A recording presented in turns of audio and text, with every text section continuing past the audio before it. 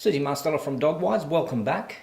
We had lots of great feedback on the blog around your last episode about the DogWise program, and people do want to know more, so we'll put the links up on the screen for that. But it was all about integrating the dog and the child together, and we got some really positive and lovely feedback. What I want to ask though is that somebody had mentioned also, does food or nutrition play a big part in the well-being of a dog? Oh, massive. I firmly believe that for people as well, food's your medicine.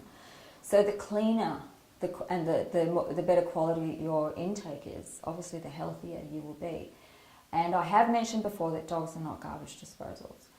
So one of the things that you need to allow for when you decide that you're going to share your life with a dog is how and what you want to feed that dog. Dogs are omnivorous, so they are primarily protein eaters, but they will eat grasses.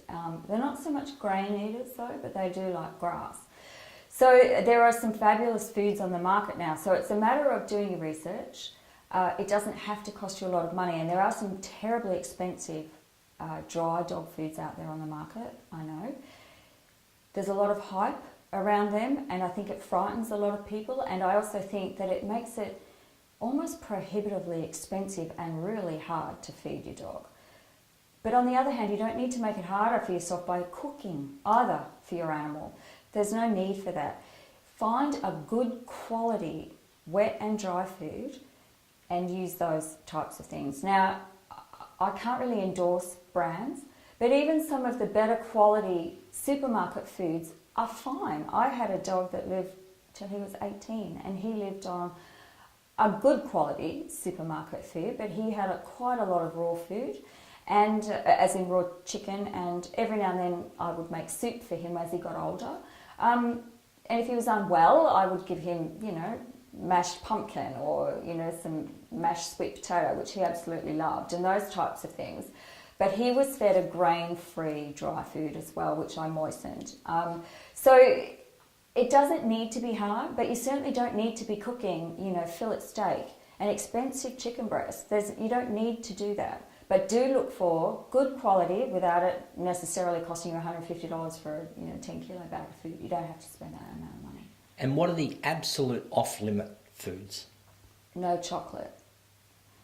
Dogs also lose the enzyme to digest lactose in milk. So really avoid milk. There are lactose-free milks on the market. If you really want to give your dog milk, that you can, but avoid just normal milk out of the fridge if you find a pet milk or something. No onions, no grapes, macadamia nuts, sultanas, those kind of things.